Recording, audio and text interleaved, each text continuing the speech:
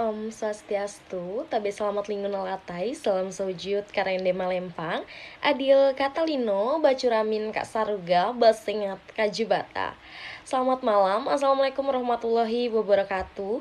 Shalom, pada kesempatan malam hari yang berbahagia ini, dalam cuaca kita yang mungkin hujan di mana-mana, izinkan saya untuk memperkenalkan diri. Nama saya Nadia Natalia, saya dari program studi pendidikan guru sekolah dasar Fakultas Dharma Acarya dengan NIM 25283, Institut Agama Hindu Negeri Tampung Penyang, Palangkaraya.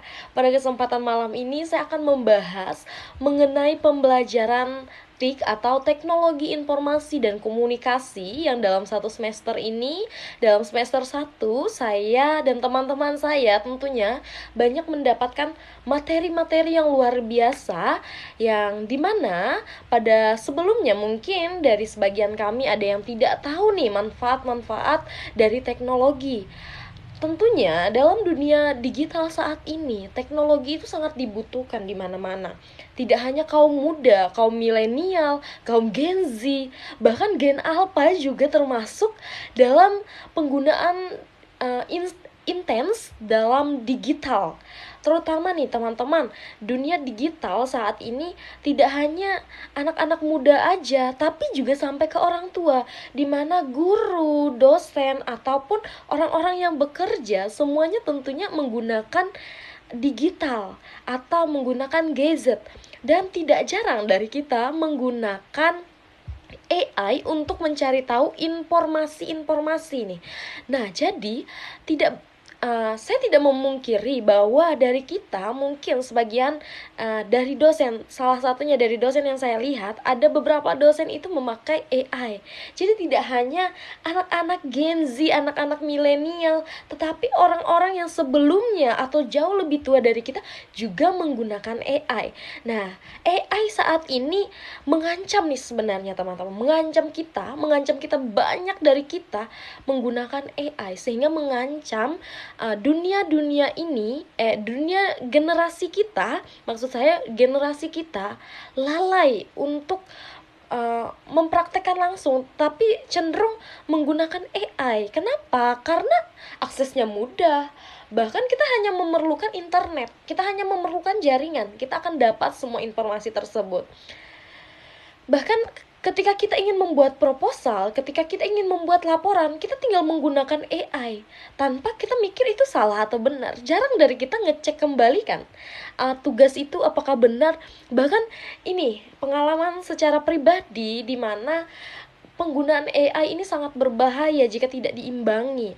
Karena dosen memberikan tugas, mahasiswa itu langsung nih cari di AI karena gampang banget, dan semua jawaban itu rata-rata 90% jawaban mahasiswa ini menggunakan AI tanpa mereka berpikir panjang. Oh, jawaban mereka sama. Mereka hanya berpikir kayak yang penting ngerjain tugas gitu loh. Temponya segini, yang penting cepat selesai, cepat jadi.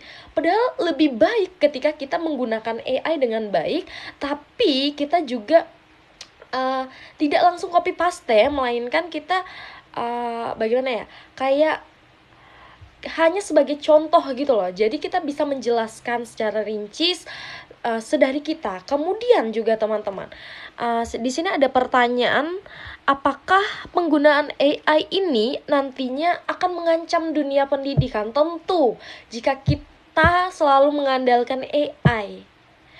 Tapi jika kita imbangi, kita hanya memanfaatkan AI sebaik mungkin, tidak bergantung. Jadi AI ini bukan berarti akan punah, melainkan pelan-pelan kita bisa mengendalikannya tersebut. Kemudian dampak jangka panjang sebenarnya baik, cuman membuat kita sebagai generasi ini, generasi yang akan datang itu menjadi malas.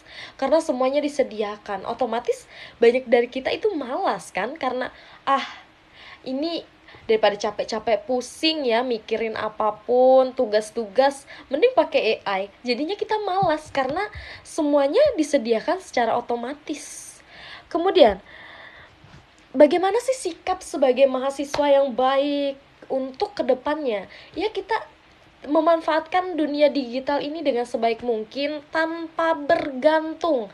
Karena semakin kita bergantung kepada teknologi, maka ini menyebabkan kita ini menjadi generasi pemalas, bukan generasi yang bisa mencerdaskan bangsa, tapi menjadi generasi yang pemalas.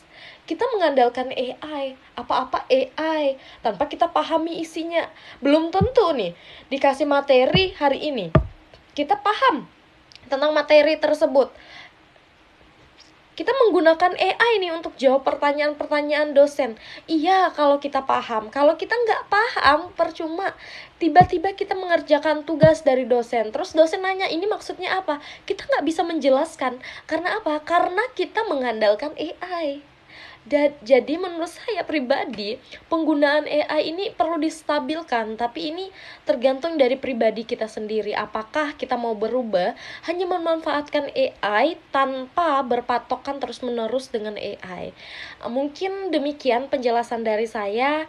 Saya harap ini bisa dipahami bahwa kita sebaiknya menggunakan AI dengan sebaik mungkin tanpa membuat kita bergantung ke dalam dunia digital pada saat ini. Karena semakin kita bergantung, maka juga semakin lalai kita dalam hal lainnya.